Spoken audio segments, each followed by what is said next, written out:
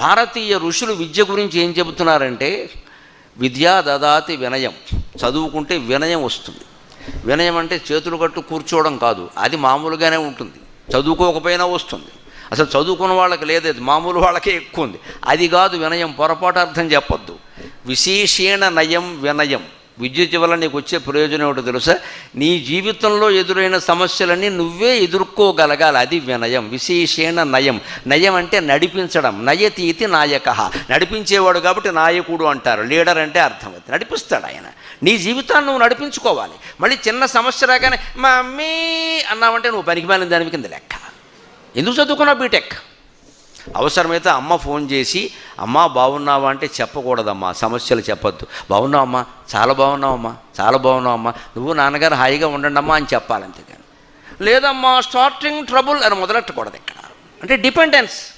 నువ్వు English medium చదివావా, BTech చదివావా, తల్లికి చెబుతున్నావు నీ సమస్యని, వాళ్ళ సమస్యలు వాళ్ళకి చాలవాండి.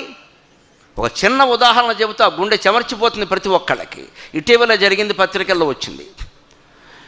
6 ఏళ్ల కుర్రాడికి క్యాన్సర్ వచ్చింది. 6 ఏళ్ళు వచ్చి ఏడాది అయింది. తల్లిదండ్రులు వైద్యుల దగ్గర తీసుకొచ్చారు. ఏడాది బట్టి ఏవో మందులు వాడుతున్నారు. డాక్టర్ ఏం చెప్పాడు అంటే, ఇది 4th స్టేజ్ అండి, 4వ దశ, ఇంకో 5-6 నెలల మించి బతకడు, అందుకని మీరు చేసుకోండి, మీరు గుండె రాయి చేసుకోండి, పిల్లాడికి తెలియనీయకండి, మరి అతను తెలియకూడదు కదా, పిల్లాడికి తెలియనీయకండి, మీరు చేసుకోండి అమ్మా, కానీ కాస్త వైరాగ్యం అలవాటు చేసుకోండి అని చెప్పాడు ఆ డాక్టర్. పాపం వాళ్ళు అలాగే ఉన్నారు. తర్వాత కొంచెం వ్యాధి ముదిరేసరికి తట్టుకోలేక ఇంకో 2 నెలలు అయ్యాక తీసుకొచ్చారు. రెగ్యులర్ చెకప్ అనేదో ఉంటుందిగా తీసుకొచ్చారు. తీసుకొస్తే ఈ తల్లిదండ్రులకి తెలుసు విషయం, పిల్లాడికి తెలియదు కదా. అందుకని పిల్లాడు ముందు అక్కడ ఉండగా, మంచం మీద పడుకుని ఉండగా తల్లిదండ్రులతో డాక్టర్ మాట్లాడుతూ అతనికి తెలిసేలా మాట్లాడకూడదని ఆ వ్యాధి పేరు ఇంగ్లీష్లో ఏదో గెలాస్ట్రోట్ రెమానీ డొమక్ అన్నాడు, ఏదో అన్నాడు. దాని పేరు ఆయన తెలుసు చెప్పి, అది వీళ్ళకి అర్థమైంది, చెప్పాడు. వాళ్ళు అర్థం చేసుకున్నారు. సరే దానికి మందులు వాడుతున్నాం అన్నారు.